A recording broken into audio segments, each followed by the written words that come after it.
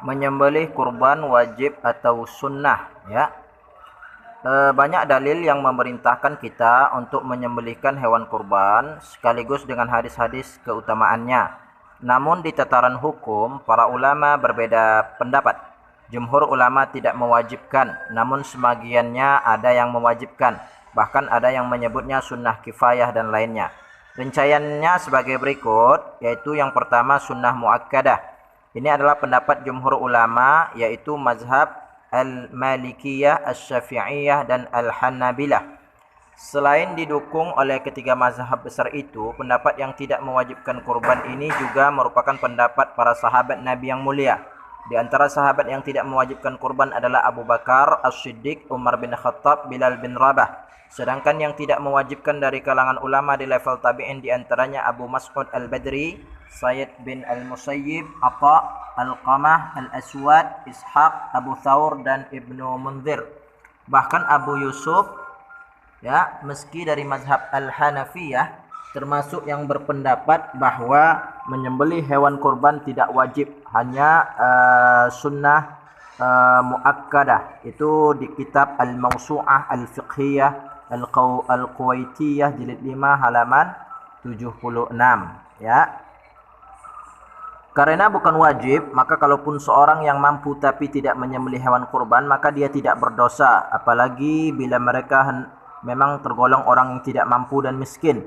Namun bila seseorang sudah mampu dan berkecukupan, makruh hukumnya bila tidak menyembelih hewan kurban. Dalilnya adalah hadis Rasul, "Idza dakhala al-'ashru wa arada ahadukum an yudhhiya fala yamassa min sya'rihi wala min basharihi syai'a." Bila telah memasuki 10 hari bulan Zulhijjah dan seseorang ingin berkurban, maka janganlah dia ganggu rambut kurbannya dan kuku-kukunya. Hadis riwayat Muslim dan lainnya.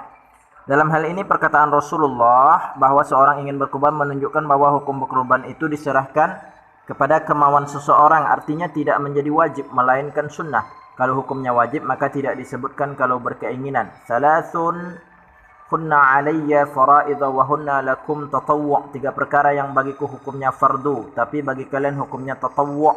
Al-witru wan nahru wa salat ad-duha, yaitu salat witir, menyembelih kurban, dan salat duha. Hadis riwayat Ahmad dan Al-Hakim.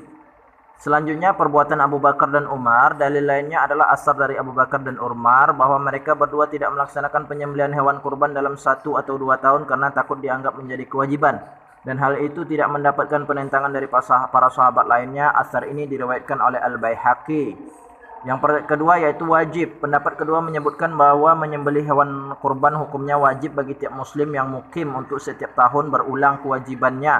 Ini berdasarkan kitab dari Bidayatul Mujtahid jilid 1 halaman 415, kitab Al-Qawanin Al-Firhiyah halaman 186, dan kitab Mughni Al-Muhtaj jilid 4 halaman 282, dan kitab Al-Mughni jilid 8 halaman 617, dan kitab Al-Muhadzab jilid 1 halaman 237, ya.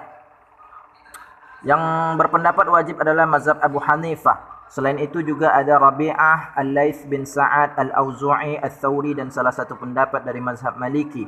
Dalil yang mereka kemukakan sampai bisa mengatakan hukumnya wajib adalah ijtihad dari firman Allah di dalam surat Al-Kautsar ayat 2. Ini di kitab Al-Lubab Syarhul Kitab jilid 3 halaman 232 dan kitab Al-Bada'i jilid 5 halaman 62, ya. Selanjutnya, menurut mereka ayat ini berbentuk amar atau perintah. Fasholli li rabbika wanhar, maka dirikanlah solat karena Tuhanmu dan berkorbanlah. Dan pada dasarnya setiap perintah itu hukumnya wajib untuk dikerjakan. Selain itu juga ada sabda Rasul berikut yang menguatkan, yaitu man kana lahu sa'atun wa lam yudhhi falam yaqrabanna musallana. Dari Abu Hurairah berkata bahwa Rasulullah bersabda, siapa yang memiliki kelapangan tapi tidak menyembelih kurban, janganlah mendekati tempat solat kami. Hadis riwayat Ahmad, Ibnu Majah, dan mensahihkannya.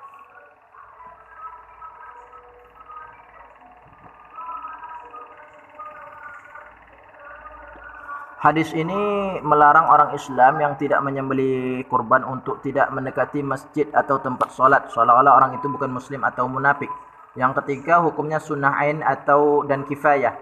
Istilah sunnah ain dan kifayah mungkin agak asing lagi buat telinga kita. Biasanya yang kita kenal istilah fardu ain dan fardu kifayah. Lalu siapa yang berpendapat demikian dan apa maksudnya? Mazhab Asy-Syafi'i berpendapat bahwa syariat menyembelih hewan kurban itu hukumnya sunnah ain untuk tiap-tiap pribadi muslim sekali seumur hidup dan sunnah kifayah untuk sebuah keluarga. Ini di dalam kitab Al-Fiqhul Islami wa Adillatuhu jilid 4 halaman 246. Sunnah ain maksudnya ibadah ini bukan wajib hukumnya tetapi sunnah, namun berlaku untuk orang per orang bukan untuk sunnah bersama-sama.